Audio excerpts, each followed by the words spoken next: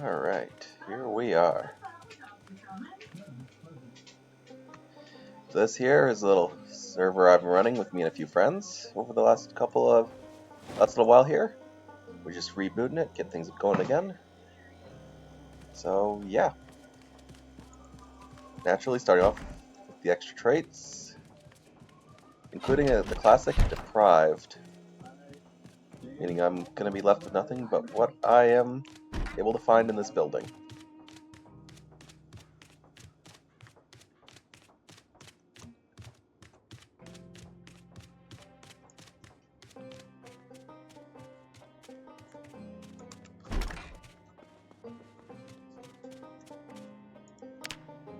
Oh, and of course, I'm also injured with a broken leg, just to really bring up the excitement, make things interesting.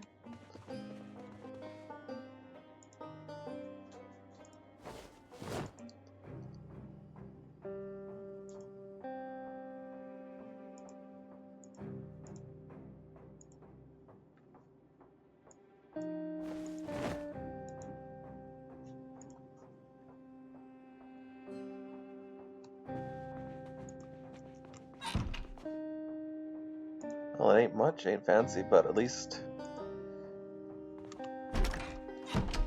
it's clothing.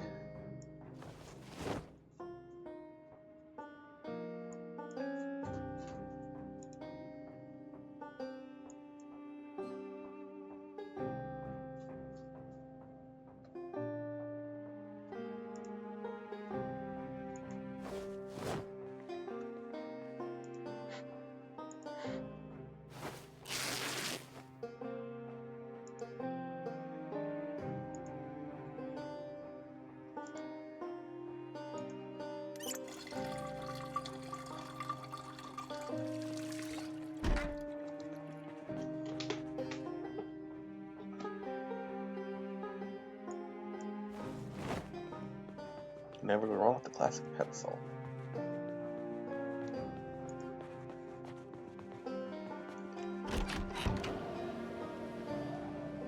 So now the interesting part, we see what we got going on outside.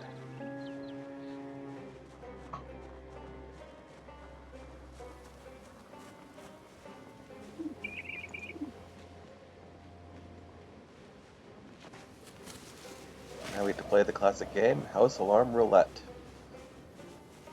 Let's see.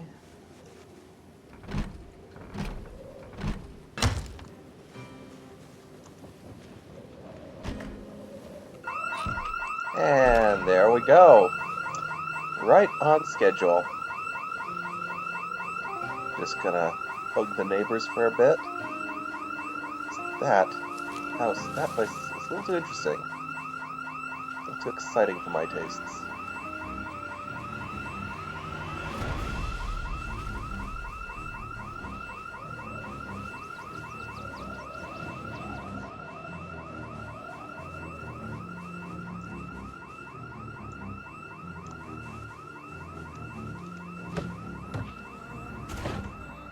One thing I do have going for me is that zombies have little to no object permanence.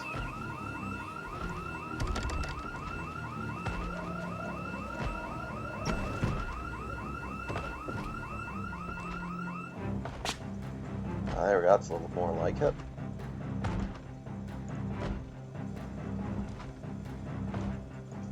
Pickled sausages.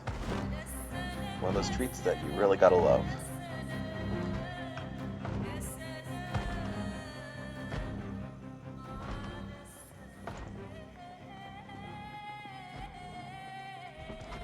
I think the original tenant might be around here somewhere.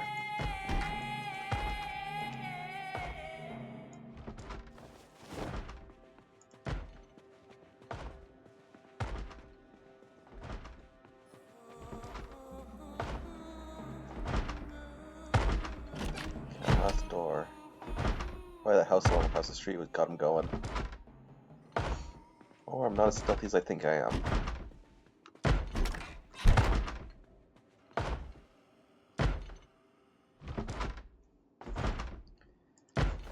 Here we go. Now I'm really gonna double down the retiree look.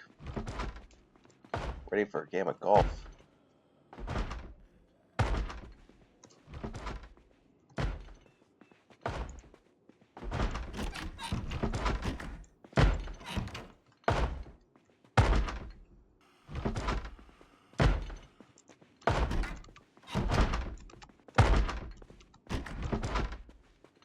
Due to my noise, I'm gonna assume there's more than one in there.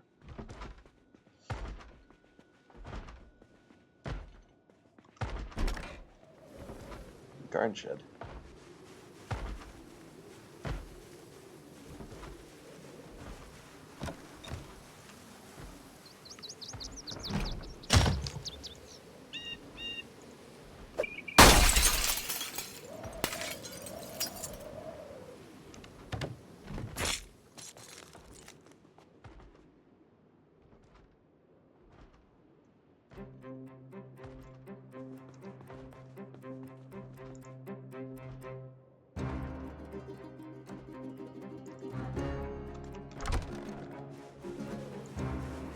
I really could use a knife.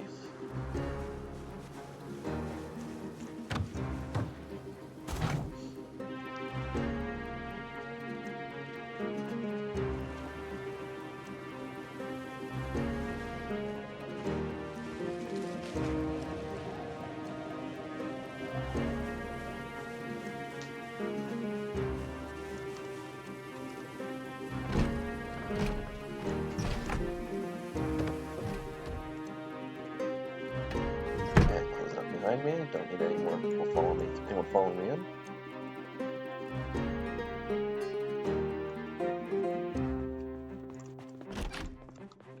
Oh, of course, empty closet.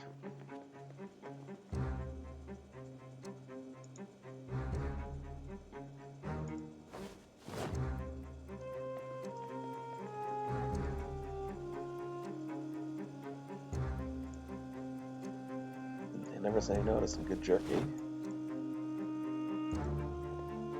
Meal of Champions.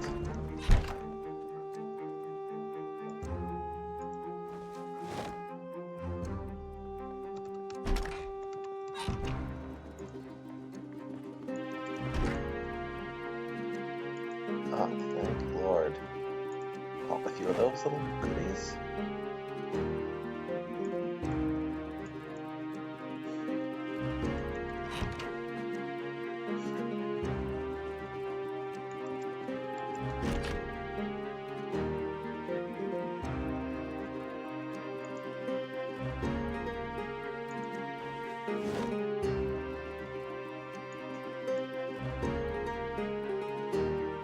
Well, pistol, whole whack of ammo, and of course, no magazine. Which I mean, I guess functionally, if you're going super realistic, it would kind of be equivalent to like a single shot. Lock the slide open, pop in, crack the slide open, pop another shell in, and away you go. It's also a Desert Eagle, so thing's basically just a brick. It's basically a brick, so probably better off just using his club. Unless you really are familiar with shooting larger caliber pistols.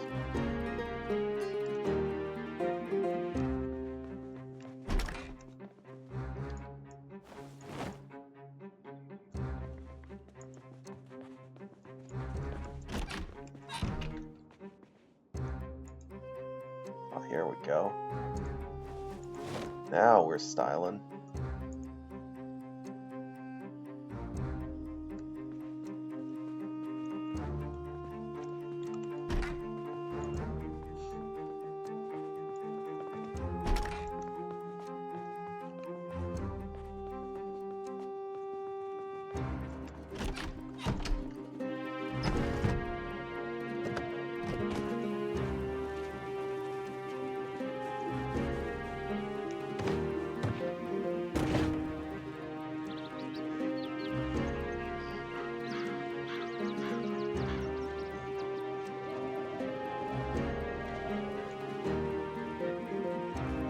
Hey, pain-free.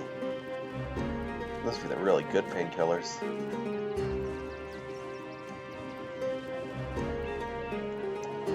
I'm just gonna go the other way. Cut through the trees, hoping to run Paint Company in there.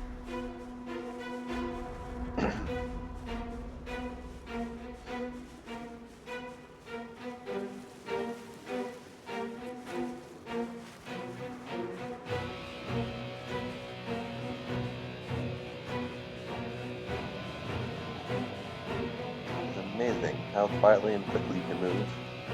You are properly motivated.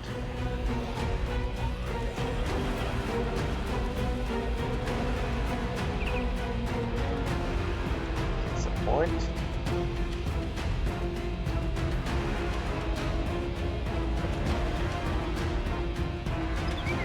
Jump up to this house. Seatbelt. Must run around that plastic window and bang on that for a while. Ah, yes.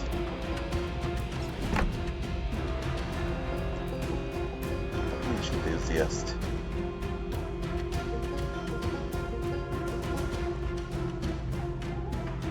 I actually know someone who drank bleach at one point. It did not go well for them. Burns all the way down the inside of the throat. It was apparently not a good time.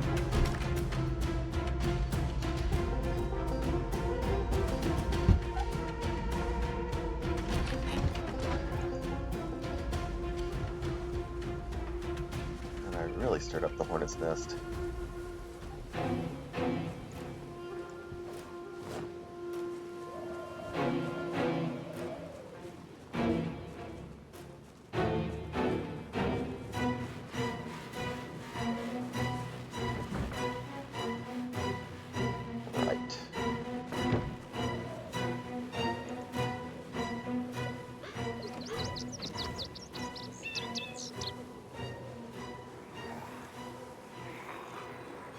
Once I get the numbers down a little bit, I can probably turn and fight.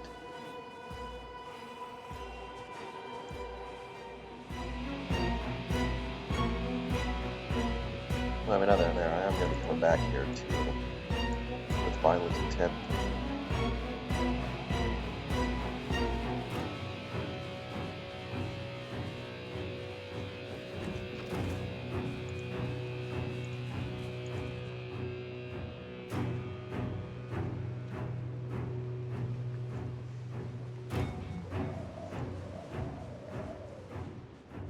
Yeah, this looks like a job for a long gun and a friend with a long gun.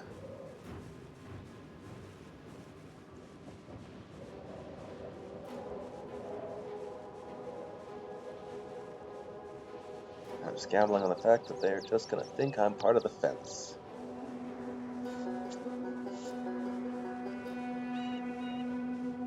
Thankfully, if you want to get someone to the point where they're basically walking cannibalistic monstrosity, you destroy so much of the brain that higher reasoning is pretty much out of the question.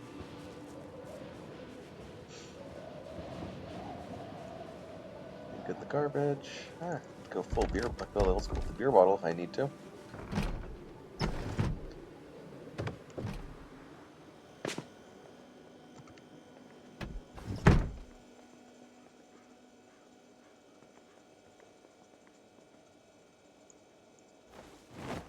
Canned peaches.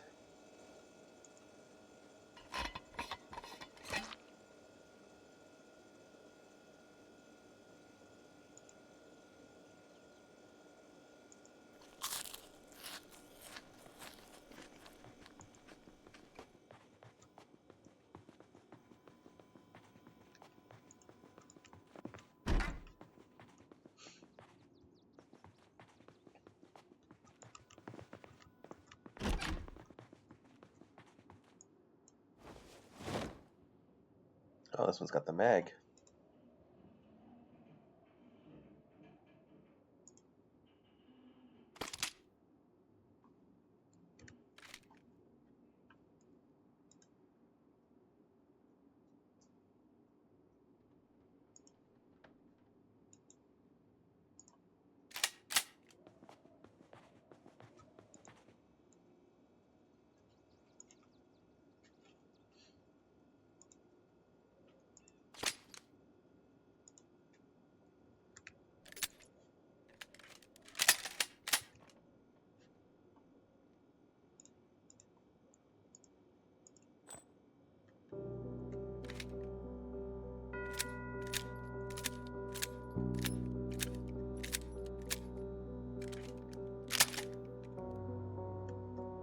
Well, I got a nice backup piece if nothing else now.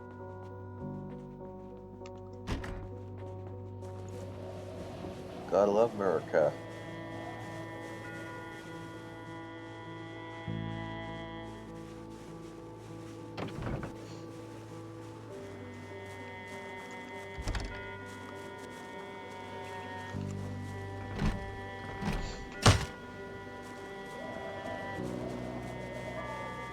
But of course, as soon as I pull that trigger, it's gonna be like a house alarm times 10.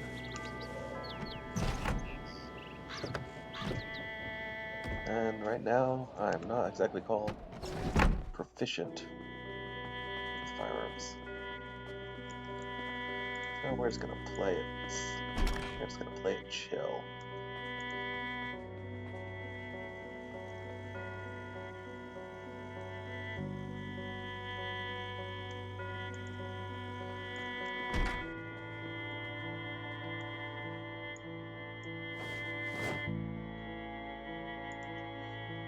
Ah, there we go.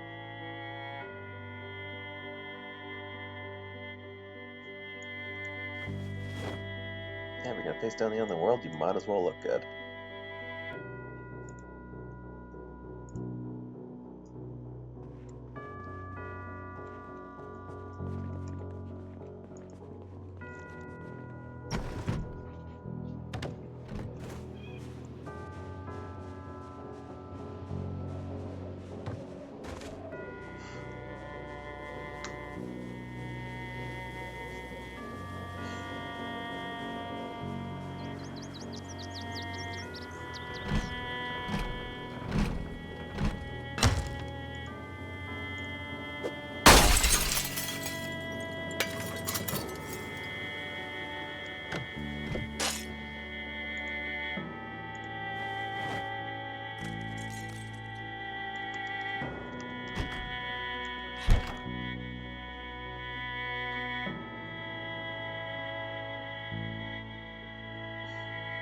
Little Finnish handgun.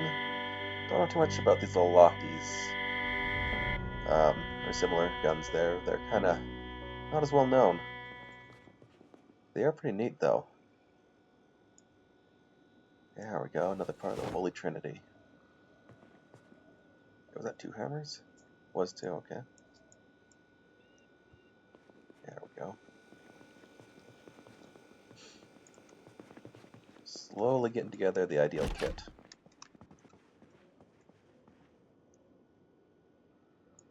Ooh, that's a fun little skill book to have around.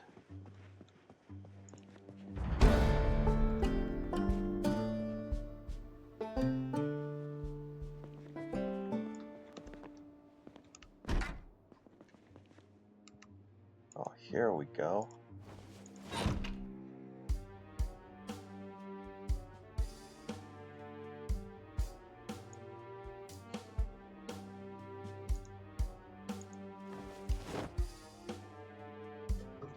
Alright.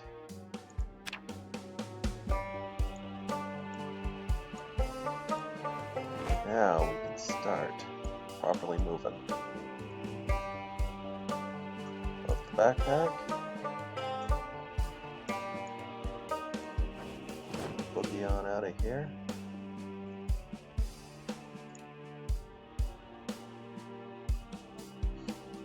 It's going out of style.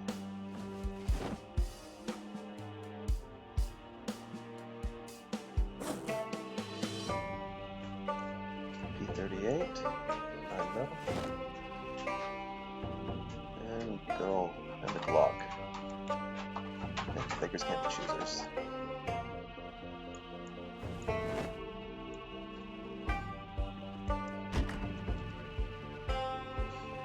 Alright. Sometimes you just need the classic beat stick.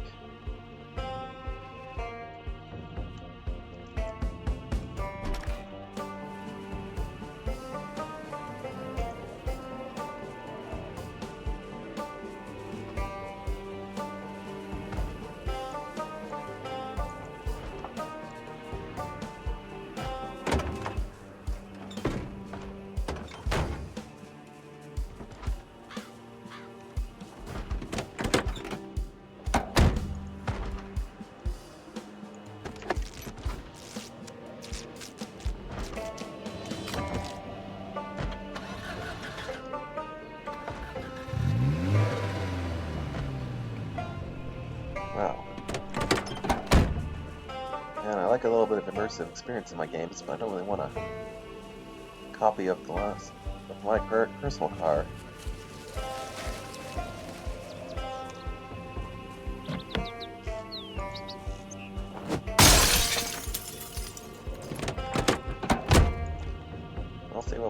definitely not like my personal car.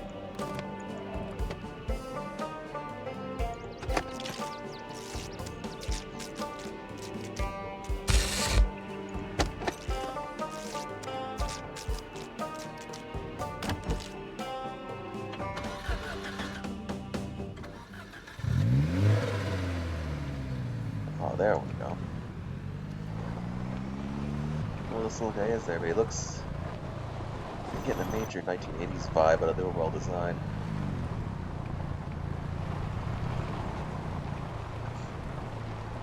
I just think these little 80s cars with the ugly little door stops right up until the Cybertruck came out. And so about these ugly little buggers there, at least they wouldn't try to kill you and your family, courtesy of a software glitch. Some of the more recent Cybertrucks have been kind of been known to do.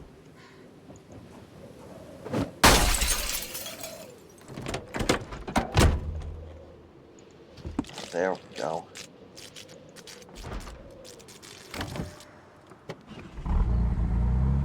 Ah, yeah, the nice throaty diesel rumble.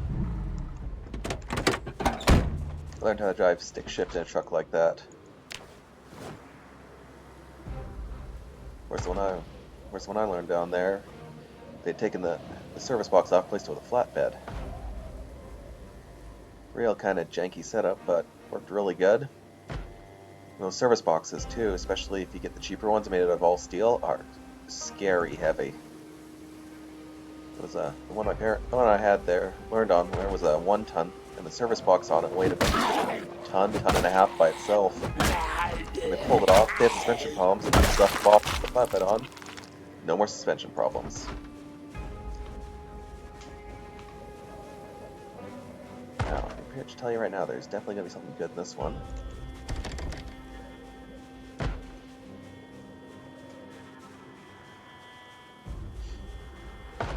I think this might be a hammer job.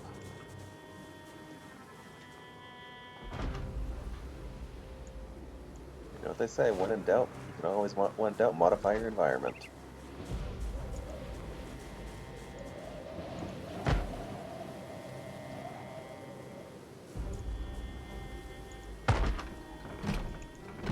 Try a screwdriver.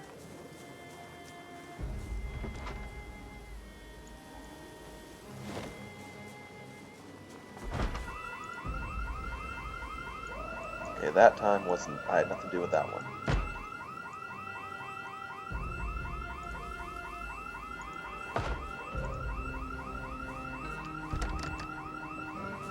Okay.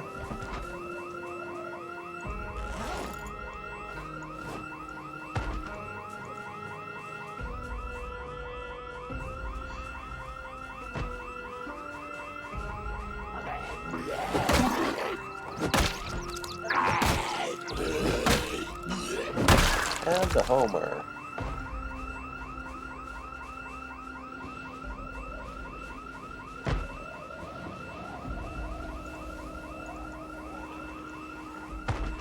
Oh, hello guys. Yeah, I guess this is your yard now. Yeah, it is. Don't mind me, I'm just gonna go somewhere the neighbors aren't quite as friendly.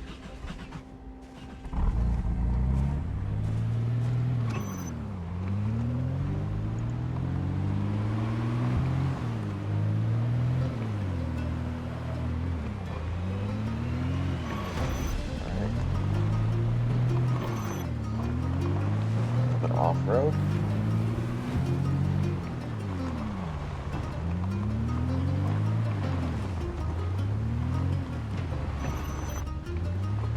We do know a spot. It's a fair bit of cleaning out usually, but it is a pretty easy to fortify little area, and you close off a couple houses in doing so.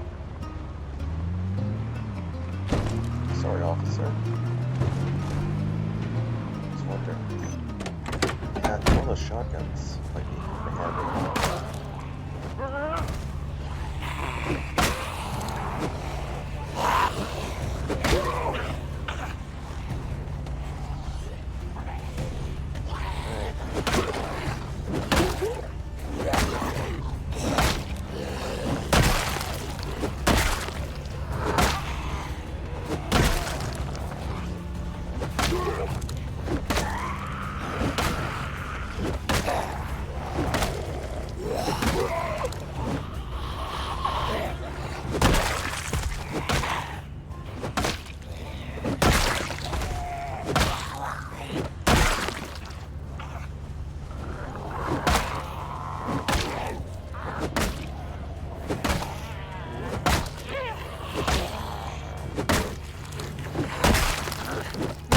There we go. Oh, free holster.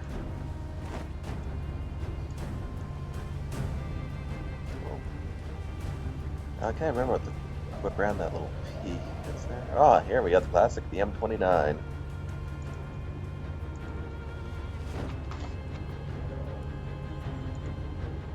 Classic, feeling lucky. There we go.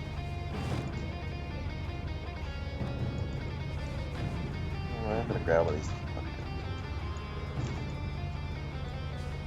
Alright. M9 Beretta with no mag. Which again, if you really want to get into it, you could technically fire it single shot, but that's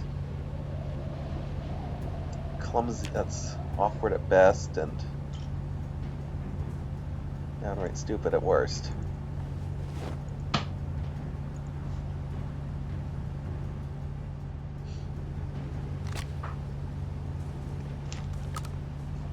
Good old Mossberg 500. I believe it's Mossberg. All those pump actions are pretty similar.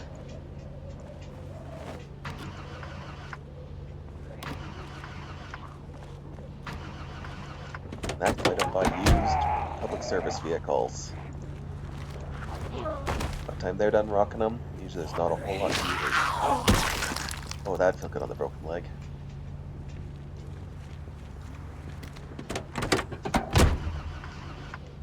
Yeah, I worked on one construction job a few years ago, and they had a crew van moving people around to different parts of the site, and they were trying to sell it last year I was working there.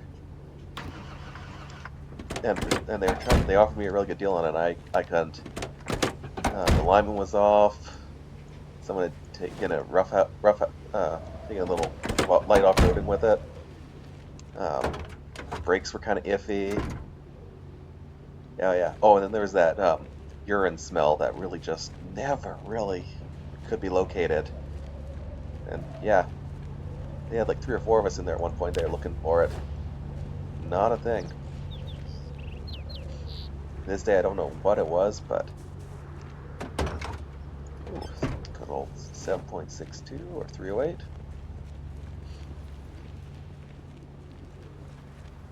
Don't have a gun that can fire it, of course, but always.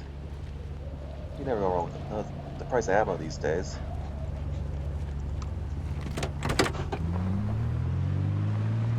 And away we go.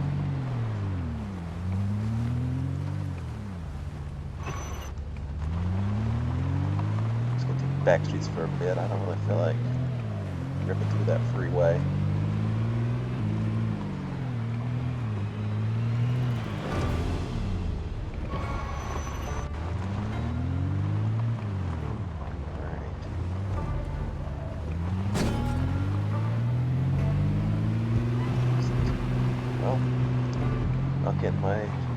Not getting my deposit back on that truck.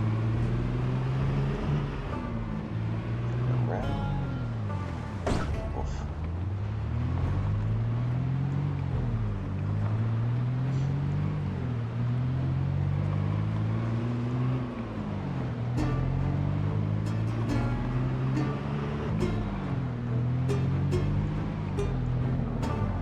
It's gonna sound like I'm bragging, but honestly, way better driver in real life than I am in video games. Always have been.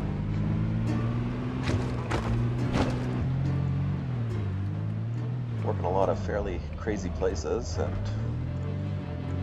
got a fairly large truck I got to bring into all of them, so got pretty good at driving around in really terrible road conditions. Oh yeah, that's nice. Baseball's a double log buck.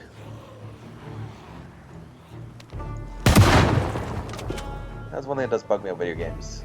They always really bring out the shotgun spread to kind of pretty crazy degrees. It's a fun gameplay mechanic, but by the time you get that spread there, it's exhausting most of your power.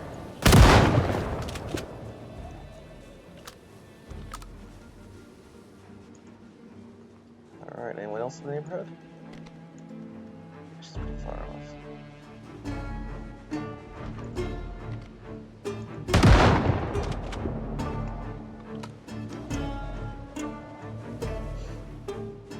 Never gets old.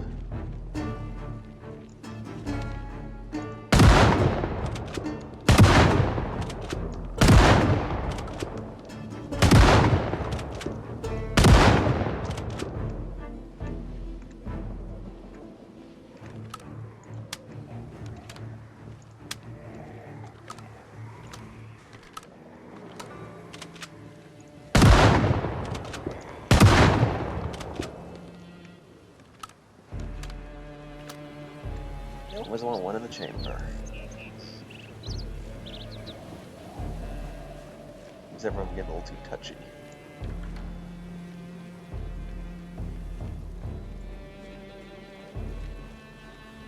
Fortune cookie.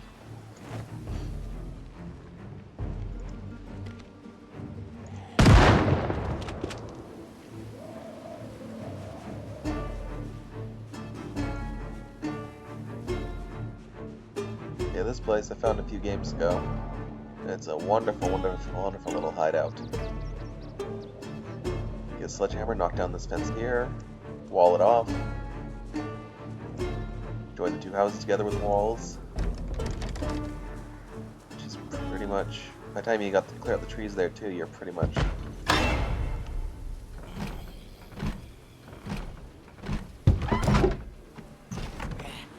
the window intact.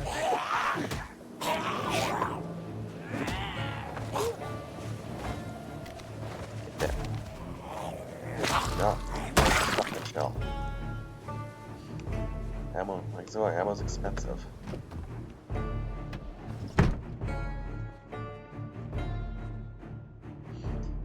Gotta save it for, you know, irrational paranoia and accidentally shooting family members.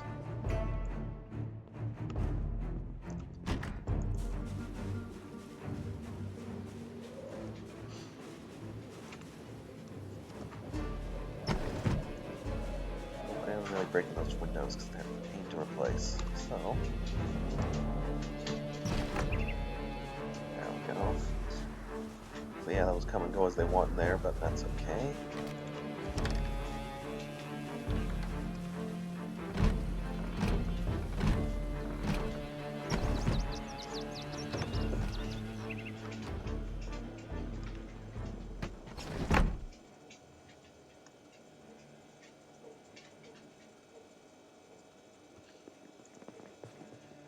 Clear this house, and then I think it's time for some soup.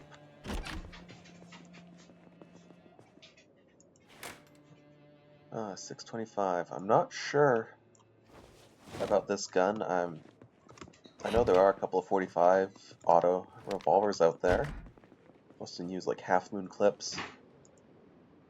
45 ACP's rimless. Or maybe it might just be standing in for like your standard like 45 long Colt or something similar.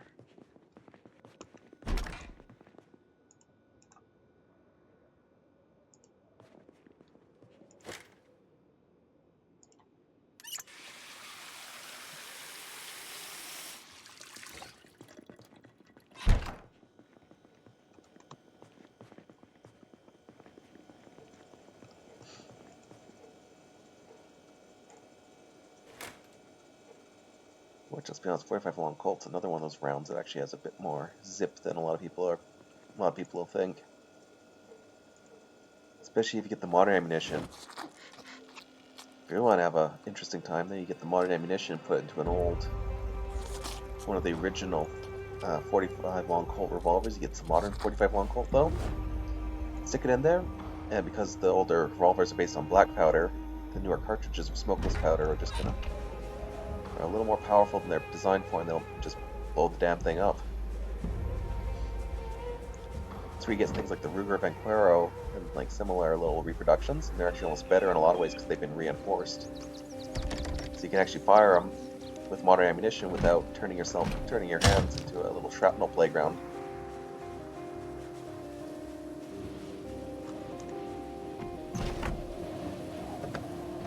Which I have on pretty good authority. 38 Special Snub Nose. Good old-fashioned assassination gun. Actually, that'd be a little... not so much, actually. If you really want a common gun used for that kind of business. Quite a few folks have used 22 pistols. They're cheap, fairly easy to come by, very concealable. And I know a lot of people are gonna go all crazy about, oh, 22 doesn't have the power to do that, or they're gonna repeat the old zombie survival guide line about the 22 bouncing around inside the skull. Both of which I'm kind of skeptical of. You gotta remember, the brain is basically just a giant blood vessel in a lot of ways. It doesn't take to punch a lethal number of holes. You don't have to punch a particularly big hole through it to be lethal. Like a 22 is more than enough to cause a fatal bleed inside the brain. And actually, they're used quite a bit. They used to be used quite a bit, and they still are actually in some farms, smaller scale farms, for slaughtering animals, because the cartridge it's weak enough. It's not too powerful, so you don't have to worry about overpenetration or anything like that. But the blow to the temple or between the eyes is usually powerful enough that the animal will be knocked out, and then before they can come to from the impact, their brains split out and they're done. I've heard stories about them getting lodged inside the brain. But yeah, nothing about them bouncing around. I never heard of them bouncing around and turning the brain into a little meat slushy. I almost wonder how you test that out. Yeah, 22 is actually pretty nice. For survival, they're lightweight. Ammo's cheap, plentiful. Very accurate, especially if you get to like the little bolt actions, and even some of the semi-automatics at 10-22, and those little 22 target pistols. Very accurate for what they are.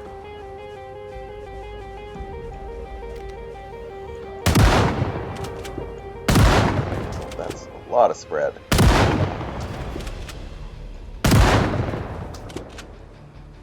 I do love, though, in this game too, how when you shoot someone with a shotgun, you can still put their clothing back on and have holes in it. Which, that's one thing, regardless of what people say about shotguns, I think we can all agree that it would definitely make your clothes pretty much unwearable. Unless my character's really good at getting headshots.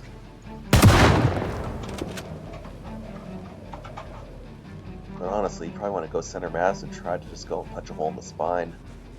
Easier target than the head.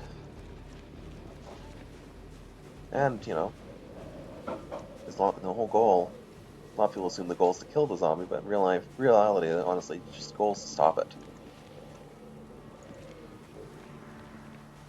Like, that's actually a lot of fight combat, too. It's not so much about killing the enemy, it's about making the enemy stop. And so I've heard people complaining about, making some comments about the amount of Russians that surrendered in Ukraine.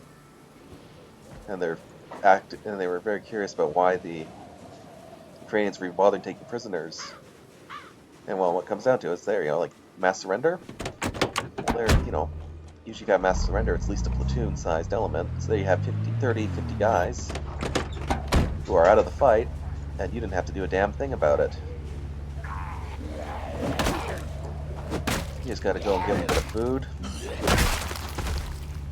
And a token amount of pay for any work they do for you, and you can have them doing infrastructure projects like road construction, working out in field hospitals, anything like that. They make good money.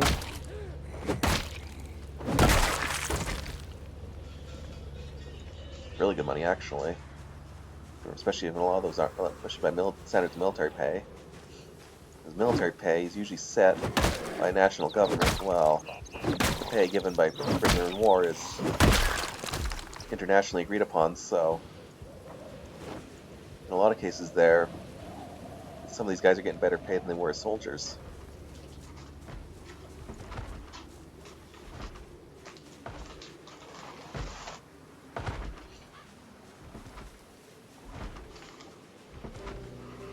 all kinds of... It's kind of... A lot of people say, oh, it's kind of messed up, but honestly, like, yeah, it is, but also at the same time.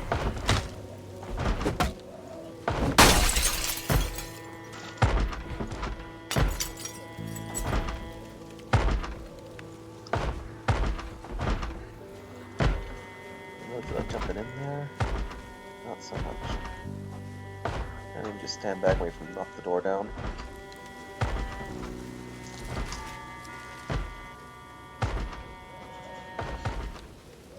Yeah, you see that a lot too with immigration too. How you treat refugees and how you treat refugees is decided basically through various international treaties, lots of times through places like the UN. And so, lots of times, the standards that refugees are treated by are actually better off than governments decide to treat their own citizens because, well, they don't have to answer internationally to how they pay off their own citizens and welfare and such. They do have to answer internationally to how they treat refugees. Which is kind of... Which, you know, there's a few different ways to look at it. But...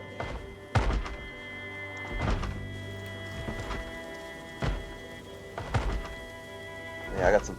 Yeah, my family was refugees, so I can't really say anything about that too much. About that. They're actually Mennonites from the Crimea in Ukraine. And if you ever wonder why Ukraine has so many Russian folks in there, during the 1920s, Stalin ordered the collectivization of all the farms. So all the farmers were basically taken off their land, and the land was divvied out into what they call collective farms that belonged to the state. And long story short, the previous landowners were strongly encouraged to leave. So yeah, that's where half my family came. Well, part of my family there came in from that whole mess, 1920s, and did very well for themselves, all things considered. Definitely left their impact in a positive way. But yeah, but then all the folks they brought in too were all Russian nationals. So, as a result, the Crimea has a lot more Russians in there, just because of the fact that, well, they were all, let's be honest, they all either were deported or, for most of them actually, they died. There was a famine right around that time after the collectivized farms failed. And as they're failing, the state started going after the existing landowners and taking off everything, seed grain, the whole works, butchering animals willy-nilly. And so a lot of these landowners, in protest, would do things like burn their seed grain before the Soviet government get to it. Soviet government in a lot of places, they had quotas to meet, so the local Communist Party bosses took the seed grain. So there's nothing to grow for next year. And this was kind of the final straw, so a lot of farmers just basically said, well, if you want to play this game, we're going to play this game. And in protest, they slaughtered all their livestock and let it all to rot. And by the time it was all said and done, the death toll was in the millions. It was... Oh yeah. There's a book I read a few years back called Bloodlands. I can't remember the author, but they had several accounts from that time. Yeah. Stuff out there, it was not good. People do some real freaky stuff when they get desperate.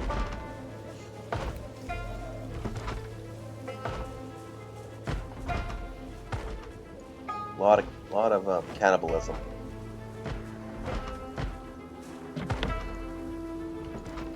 So have you ever wondered why the Ukrainians have a little bit of a dislike for the Russians?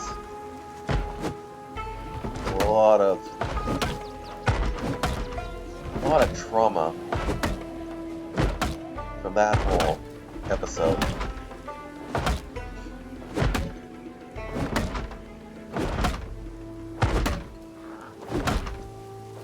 What the hell is this book made out of?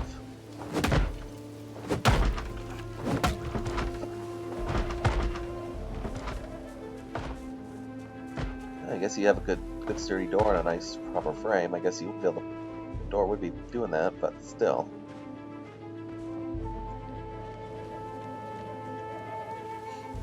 I need to track myself down an axe.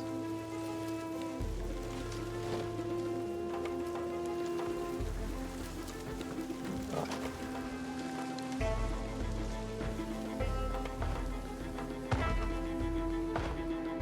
Which I would say in both this game and reality too. And a good axe is actually one of the most useful weapons you could ever get your mitts on.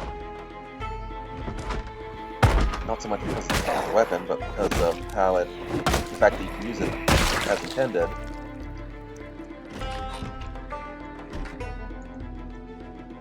Same goes for knives and crowbars.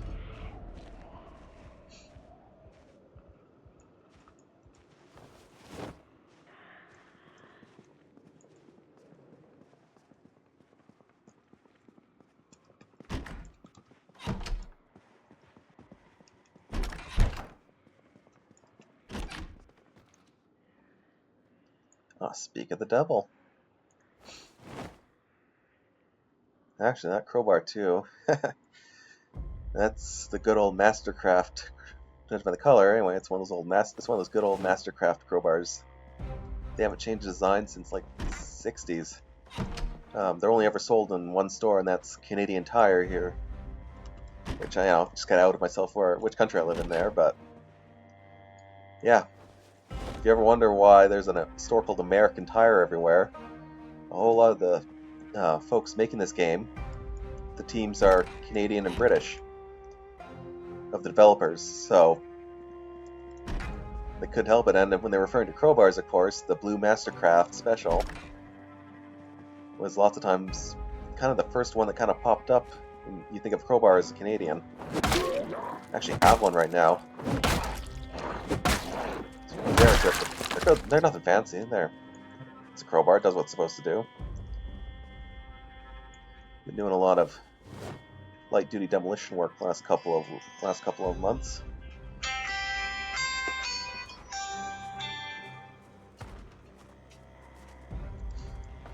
So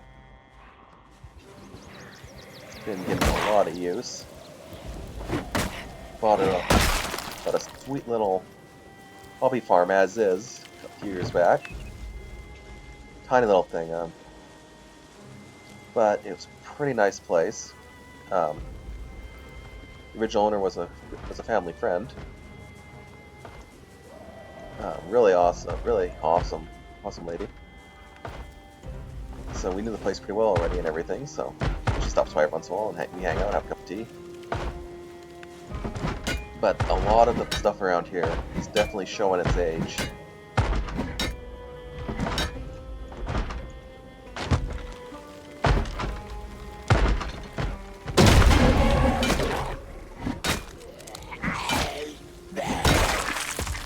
Oh, ouch. Well, gardening fork in the leg? I can tell you right now, I've had an injury very similar to that. And I will tell you right now, receiving the actual injury at the time, a puncture wound to the leg there, like a serious puncture to the leg, at the time actually doesn't hurt all that much. About a week, 2 weeks later, when your body starts to heal, and then the pain is just, oh man. Like, yeah, worst pain you'll ever feel. The actual injury itself, didn't hurt at all. It was a little construction accident. Just being clumsy, fell, landed on a chunk of metal. And at the time there, I was like, oh, ouch, okay. Anyway, then, a week later, I thought I was doing pretty good. I was starting to feel better, so I went back to work. Aggravated it. And then, right around that point there is when it started healing up properly. And, oh, man. Cortisol injections in my hip. Yeah, no, they did cortisol injections in my hip. They did a whole whack of physiotherapy. I pretty much had to relearn how to walk, and it was just one little stab in the thigh, and only went in about an inch. Wasn't even all that bad, and just, yeah, the muscles, when they heal, they cinch together and everything tightens up. And the whole leg basically just, I could barely move it.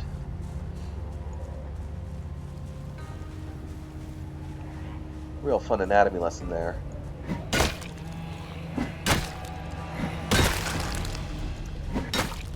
Moral of the story is, though, whenever you're at a job and they say, beware of slips, trips, and falls, yeah, beware of slips, trips, and falls.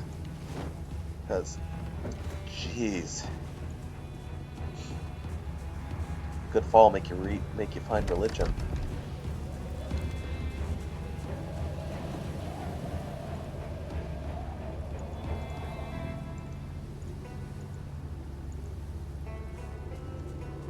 Good old 1990s urban camouflage.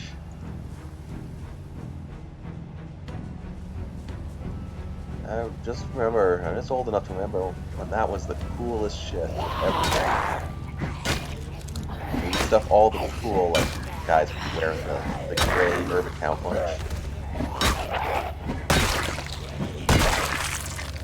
And then, yeah, in the early 2000s you could buy it at surplus stores for just about next to nothing. Because they were kind of getting rid of, as well, they thought it was going to be the next big thing, well, they found out everything that was going to be the next big thing, then it wasn't. And so, they sold it all. So everyone tried to unload it. They had to unload it cheap. Yeah, I found some pretty cool stuff that way through the years.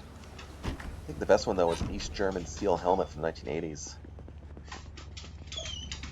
Those are pretty neat little pieces of kit. What?